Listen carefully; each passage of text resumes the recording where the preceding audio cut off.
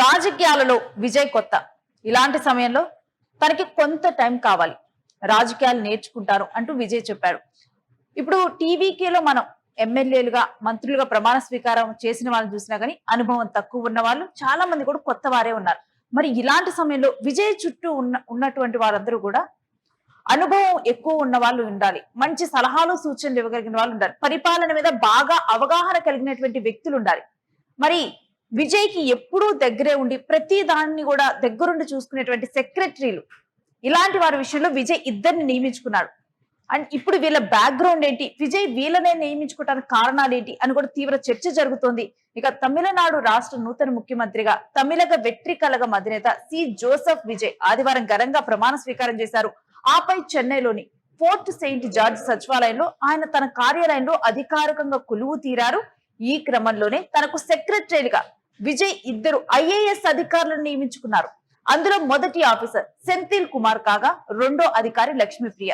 ఇక ప్రస్తుతం వీళ్ళిద్దరి పేర్లు మారుమోగుతున్నాయి, దేశవ్యాప్తంగా వైరల్ అవుతూ ఉన్నాయి. ఎందుకంటే ఇలాంటి సమయంలో విజయ్ తన చుట్టూ సెక్రటరీలు గాని ఎవరినైనా సలహాదారులుగా నియమించుకున్నా గానీ అనుభవంలో గాని లేకపోతే సలహాలు ఇవ్వటంలో గాని తెలివిలో గాని తను ఎక్కువగా కూడా చాలా రీసెర్చ్ చేసిన తర్వాతే నియమించుకుంటారు. సో ఇప్పుడు వీళ్ళిద్దరు ఎవరు, వీళ్ళ బ్యాక్గ్రౌండ్ ఏంటి తెలుసుకోవాలని అందరూ ఆసక్తి చూపిస్తూ ఉన్నారు. ఇక తమిళనాడు 13వ ముఖ్యమంత్రిగా బాధ్యతలు స్వీకరించిన తర్వాత తన కార్యాలయాన్ని అత్యంత సమర్థవంతమైనటువంటి అధికారులతో బలోపేతం చేయాలని విజయ్ ఆలోచిస్తున్నాడు. అదే విధంగా బలోపేతం చేశారు. అనుభవం, వేగం మేళవించిన ఇద్దరు ఐఏఎస్ అధికారులను తన ప్రధాన కార్యదర్శులుగా ఎంచుకున్నాడు విజయ్. ఇక అనుభవజ్ఞులైనటువంటి అధికారులతో ఒక కోర్ టీమ్ నియమించుకున్నాడు విజయ్. పాలనలో వేగం పెంచేందుకు వీలుగా ముఖ్యమంత్రి కార్యాలయంలో అత్యంత కీలకమైన కార్యదర్శుల నియామకాన్ని ప్రభుత్వం చేపట్టింది. ఈ మేరకు ఇద్దరు సీనియర్ ఐఏఎస్ అధికారులను నియమిస్తూ ఉత్తర్వులు జారీ చేశారు. ముఖ్యంగా ముఖ్యమంత్రి కార్యాలయంలో అత్యంత కీలకమైన సెక్రటరీ 1, సెక్రటరీ 2 పోస్టులకు సీనియర్ ఐఏఎస్ అధికారులను నియమించారు. ఐఏఎస్ పే రూల్స్ 2016 ప్రకారం ఈ నియామకాలు జరిగినట్లు స్పష్టం చేసింది. ఇక 1995 బ్యాచ్ కి చెందినటువంటి సెంథిల్ కుమార్ ఇప్పటి వరకు ఆరోగ్య శాఖ అదనపు ప్రధాన కార్యదర్శిగా ఈయన బాధ్యతలు నిర్వహించారు.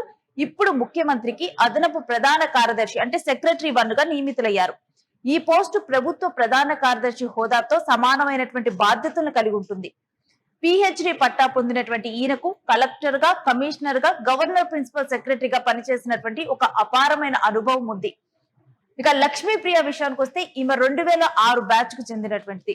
గతంలో ఆది ద్రవిడ మరియు గిరిజన సంక్షేమ శాఖ కార్యదర్శిగా లక్ష్మీప్రియ పనిచేశారు. ఇప్పుడు ముఖ్యమంత్రి కార్యాలయంలో సెక్రటరీ 2 బాధ్యతలు చేపట్టారు. ఈమె బాధ్యతలు ఏంటంటే కోఆపరేటివ్ సొసైటీల రిజిస్ట్రార్ క్యాడర్ తో సమానంగా ఉంటుంది. ఇంజనీరింగ్ పట్టాభద్రురాలైనటువంటి ఈమె పలు జిల్లాలకు కలెక్టర్ గా పనిచేసి మంచి గుర్తింపు తెచ్చుకున్నారు. ఇక దేశవ్యాప్తంగా కూడా మారుమోగుతున్నటువంటి వీళ్ళిద్దరు పేర్లు, వీళ్ళ బ్యాక్గ్రౌండ్ వెనుకున్నటువంటి కథ ఇదనమాట. ఇక అయితే ఇప్పటికే మనం చూసాము, ఒక 3 అద్భుతమైన పథకాల మీద విజయ్ తాను ముఖ్యమంత్రిగా ప్రమాణ స్వీకారం చేసిన తర్వాత తాను సంతకం పెట్టాడు. పదవి బాధ్యతలు చేపట్టిన వెంటనే సీఎం విజయ్ ప్రజలకు మేలు చేసే 3 ప్రధాన సంక్షేమ పథకాల మీద సంతకం చేశారు. అయితే ఈ సంతకాల ద్వారా ఏం తెలుస్తుంది, దేనికి విజయ్ పెద్దపీట వేస్తున్నారో చూస్తే గనక 200 యూనిట్ల వరకు ఉచిత విద్యుత్ ఫైల్ మీద సంతకం చేశారు. సో ఈ నిర్ణయంతో రాష్ట్రంలోని మధ్య తరగతి పేద కుటుంబాలకి పెద్ద ఎత్తున ఊరట లభించింది. వీళ్ళకి పెద్దపీట వేస్తున్నట్టుగా ప్రూవ్ చేశారు. అనంతరం మహిళల రక్షణ కోసం ప్రత్యేక రక్షణా దళం ఏర్పాటుపై రెండో సంతకం చేశారు. తన గెలుపులో మహిళల విషయంలో చాలా ధీమాగా ఉన్నాడు విజయ్. నాకు ప్రతి ఇంట్లోనూ ఒక ఓటు ఉందని చెప్పారు. అది మహిళలను ఉద్దేశించే విజయ్ చెప్పాడు.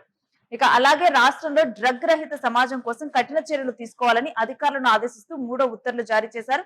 ఇక క్రమశిక్షణ విషయంలో గానీ, శాంతి భద్రతల విషయంలో గానీ తన 3వ నిర్ణయం అన్నట్లుగా విజయ్ ఈ రకంగా కూడా 3 పీఠాలు వేస్తూ కూడా తన 3 సంతకాలనే విజయ్ చేశాడు.